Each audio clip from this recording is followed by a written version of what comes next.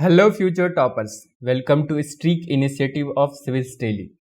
And today topics are amendment to the Constitution, basic structure, parliamentary system versus presidential system, and federal system. And if you have not joined the Streak Initiative yet, please go to the comment section and join the Streak Initiative. And it will going to help you in the long term to learn to solve the prelims question, because only knowing is not enough. You have to learn the art of deduction. You have to learn the FCE approach to solve the question, that is factual, conceptual, and elimination to solve the questions. So let's start the questions. And first question is on the amendment to the Constitution. Consider the following statement. A amendment to the Constitution of India can be initiated by introduction of bill in the Lok Sabha only. When any statement contains only, you have to be very careful. We know that a constitutional amendment bill can be introduced in Lok Sabha and Rajya Sabha also. There is no such difference in the power here. So one, we cannot be true. Two, if such a state amendment seeks to make changes in the federal character of constitution, the amendment also required to be ratified by the registration of all the states of India. See here, it is written the all the states of India. We know the under Article 368 only half of the states ratification is required. So statement 2 will be wrong here also. An amendment to the constitution cannot be called in the question by the Supreme Court of India. Now, this was the point of dispute in earlier, before Keswanand Bharti case, but now it has been sorted out. A amendment to the Constitution of India can and should be questioned in the Supreme Court. That's exactly happened in the NJAC case. So here, all of the statements are not true, none of the statements are true. So here, none of them will be your answer. But let's understand the concept. In Article 360, see, we know that constitutional amendment can happen in three ways: either simple majority, two-third majority, that is special majority, and a special majority plus ratification of half of the states. So those amendment getting happened through simple majority does not come under within the definition of Article 368. So within you have two types: first, two-third majority, and two-third plus half of the states. And the second condition only applicable where you are making changes to this anything that affects the federal character of union or the relations between the union or the state. And 368 article in the constitution itself have given the detail overview, that is article 54, 55, 73, 162 or 240. You know the 54, 54, 5 related to election of president and 162 related to the governor. So these provision cannot be changed without the concurrence of the half of a state. Any list in the 7th schedule, we know that 7th schedule contain 3 lists, that is union list, concurrent list and state list. Any movement of any list from one to another will require ratification of half of the states along with the two-third majority. Representative of states and this also has bearing on the federal character. So any changes in the state's representation in parliament, that is Rajya Sabha, will require ratification of half of the state. And provision of this article itself, because this article can be used to change the federal character of India, so that even if you want to change in anything in this article, you need a consent of the two-third majority and also the consent of half of the state. Moving on to next question. Again on the Article 368. A constitutional amendment bill can be passed at the joint session of parliament in case of deadlock between two laws. We know that joint commission is called only in the deadlock between normal bills, when it is not agreeable by both of the houses. Then there is no as such provision for the constitutional amendment bill, because in that case usually Lok Sabha has the upper hand. So probably constitutional maker thought of this situation and did not provided for the joint session in case of deadlock over the constitutional amendment bill. It is obligatory for President of India to give his assent to a constitutional amendment bill passed under article. Yes, it is mandatory. If you read the Article 360, it is mandatory for the President of India to amend the 7th schedule of constitutional ratification of more than half a state legislation. That's what just we discussed. To take away any fundamental rights. Yes, the Article 360, we know that fundamental rights cannot be easily taken away, but But the Article 368 clearly states that Parliament has all the power to take away any fundamental, whether they could affect the basic structure, that is a matter of a judicial review. But as such power is concerned, Parliament is empowered to take any fundamental rights, and they have taken right to property in the past, and they can take any rights. So here, except 2, 3, and 4 will be true answer. But let's go to the next question. Again, on the basic structure, the constitutional amendment inserting a regulation in the 9th schedule cannot be challenged on the grounds of violation of basic structure of constitution. See, now after IR Coelho case in 2007, Supreme Court has said that any regulation placed on the 9th schedule and after 24th April 1973, that is Keswanand Bharati case, can be challenged if they violate the basic structure of the constitution. So first will not be true. Any constitutional amendment by Parliament cannot be successfully challenged unless it affects the basic structure of constitution. Any constitutional amendment can be challenged. Those affecting the basic structure must be challenged, they will be challenged. But any constitutional amendment which takes away the fundamental rights or disturbs the federal values or any institution exceeds its jurisdiction. Suppose any bill, any constitutional amendment that reduce the jurisdiction of Supreme Court or High Court, they can be challenged, or any constitutional amendment that threaten the position of governor or it change the relation between center state can be challenged. So 2 will not be true here. All fundamental rights form the basic structure, hence cannot be taken. No, this is cannot be true, and logically it does not seem to, because all fundamental right does not form the basic structure. It is an evolving doctrine, and many of the fundamental rights though have been included in the basic structure. Right to life and liberty, like equality under 14. So these come under the basic structure, but not all the rights. So none of them statement will be true here. But for the sake of this question, let's understand the chronology here. Now, power of judicial review. Basically, this question was about the basic structure doctrine is basically about defining the scope of judicial review.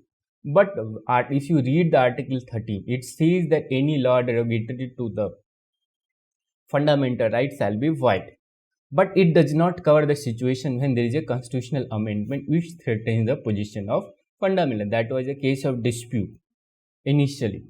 Let's understand from the beginning. In Sankari Prasad case 1951, Supreme Court said that Parliament has all the powers to take away any fundamental rights in response to the first constitutional amendment placing a 9th schedule which put some restriction on the fundamental rights.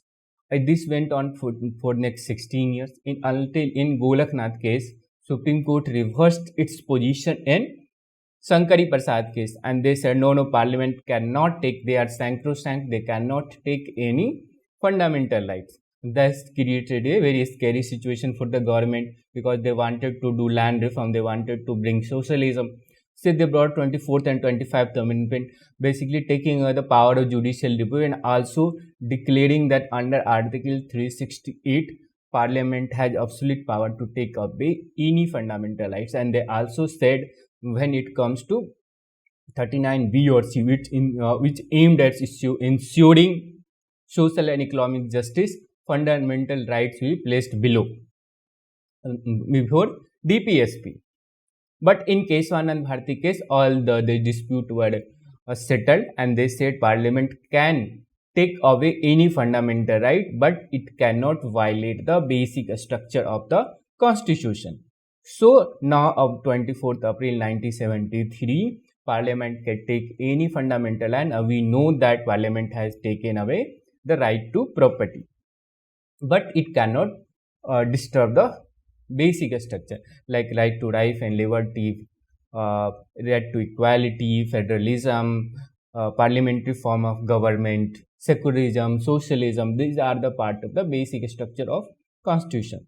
But again in 42th Amendment 1976, Parliament tried to curtail the judicial review power of Supreme Court. It was termed then whether it was a parliamentary supremacy or judicial supreme. In this debate, again it tried to curtail the power. But again in Minerva Mill case 1980, Supreme Court restored its judicial review power, and they said, okay, that basic structure judgment is intact, and they started giving the list of basic structure. In Bevan Rao case, they clarified that this judgment will be applicable from 24th April 1973 itself. But again in Iyer Coelho case 2007 we discussed, it said that any regulations law placed under 9th schedule itself can be questioned if they violate the basic structure case. And we know that the last one basic structure challenge came in NJAC case in 2015 when Supreme Court struck it down on the ground of violating the independence of judiciary or violating the separation of power between executive and judiciary because of the presence of law minister in the committee which appointed the judges. So that is the whole story of this. That is the whole chronology that you understand. Next question. Which of the following given below are the features of parliamentary government in India? This is one with the simple question. Presence of nominal and real executive. We have nominal, president, real, that is prime minister. Leadership of prime minister or chief minister, that is true. Dissolution of upper and lower houses. Yes, dissolution of upper houses does not happen, but lower houses they often get dissolved. So statement 3 is wrong here. Separation of power between executive and legislature. Yeah, that is not the thing here because executives are the part of the legislature. Those who get the maximum seat, they form the executive, that is, they form the government. So we know only 1 and 2 will be true here. 3 or 4 are not true. But let's understand there the basic difference between parliamentary system and presidential system. In parliamentary system, there is no difference between, no separation of power between executive and legislative that we discussed, but there is a strict separation of powers between executive and legislative. Consider the example of USA, that one side is a president, another side is a Congress or Senate. There is a strict separation. Senate members cannot be part of the executive, or executive members are not the part of the Senate, and there is a strict principle of separation, strictly based on the Montesquieu form of 3 power center with separation of power and based on the checks and balances. President decisions have to be ratified in the Congress, and Congress bills has to be signed by the president. So in this way, they act as a checks and balances. So what is the most basic difference between parliamentary system and presidential system? That is what is the relation between the executive and the legislature. If there is a separation of power between executive and legislature, then it is a presidential system. And there is a not, it will be parliamentary system. But the some sort of separation exists, that is in India we have office of profit, that which bars legislatures holding executive post of profit, but only for those who are not a part of the government. Usually we know these are the features of parliamentary government: presence of nominal and real executive majority power, collective responsibility of executive to legislature. That does not happen in presidential form. Membership of ministers in legislature does not happen in presidential system. Leadership of prime minister or chief minister, but in presidential there is a president, no prime minister. Dissolution of lower house, that happens in parliamentary system. So these are the things. Moving on the next question on parliamentary system. In the context of India, which of the following principles are implied institutionally in parliamentary government? Members of cabinet are members of parliament. This is logically true. Only those parliamentarians can be appointed at a council of ministers. Constitution does provide an exception, but they have to be elected within the 6 months if someone is not there already. Minister hold office till they enjoy the confidence in the parliament. That is true. If they do not enjoy the confidence, the government will fall, and that is a scary moment for all the government in India. The cabinet is headed by the head of state. Now in India, head of state is president, and cabinet is headed by prime minister, that is head of the government. So 3 will not be true here. only 1 and 2. Next question again on the presidential system. The presidential system operates on the principle of, we just discussed, it is based on the separation of powers. Next question, which of the following are the true of presidential system of government? Presence of both head of state and head of government? No, they have both head of state and head of government together, that is the president. Yes, it is based on the separation of powers. Yes, we have discussed the separation of power in executive and legislature and judiciary. President term of office is fixed. President of America is elected for the 4 years. He only can resign but cannot lose confidence of the Congress and have to resign. There is no system of losing the confidence. Secretary are responsible to the president as well as to the Senate. So secretaries are appointed by president from the market itself. They do not even have to be members of the Congress. But they are not responsible to the Senate or the Congress. They are only solely responsible to the president. So here 4 will not be true, only 1, 2 and 3. And the next question, that is the difference between federal government and unitary government. In federal government, the constitution is written, while it may be written or unwritten in unitary government. Yes, federal government, it has to be rewritten to demarcate the powers, demarcate the legislative, executive powers between the constituent unit, that is India have, USA, Canada, they all have the written constitution, but it may be unwritten for unitary government because all the powers lie within a single government at the central level. That is UK, we have example, they have unwritten constitution. So the one will be true. There is a supremacy of constitution in federal government, while in unitary government constitution may or may not be supreme. So in UK we know that it is the parliamentary supremacy. They do not have the constitution, and it is the parliament who interpret the traditional, the laws or laws made by the judiciary there, which along with based on that only system runs there. But in federal system, constitution is supreme. It demarcates the lines of separation, the powers and everything within the system. So 2 will be true here. In federalism, there is a horizontal division of power, while in unitary system, all powers are concentrated and the center. So there is a horizontal division. At the top, we have federal government with certain powers, legislative, executive, and at the bottom, we have the concentrate units, that is the state, which have certain powers. So division is horizontal, but unitary, all powers at the center itself. There is no constitution needs. But let's not get confused with the municipal government and other. They are the devolved power. There is no division of power. There is difference between federalism and devolution. Federalism, it is provided by the constitution itself with all the powers at both levels. But in devolution, certain powers are shared with the local government by the federal government, like we have in panchayats. So panchayats are the devolved power. They are now the federalized. So state here, all of them will be true. And so we know these are the characters of the federal government. Dual government, that is national, regional, written constitution, division power, we just discussed. Supremacy of constitution, we just discussed. Rigid constitution, independent judiciary to interpret the constitution, bicameral legislature, that upper house there will be to take care the interest of the states. In India, Rajya Sabha does that. So, and if you have not joined our test series, you can join the test series and solve more questions like this. You can interact with our experts and the mentors. And if you want to join my Super 25 program for 2021, you are welcome to do so.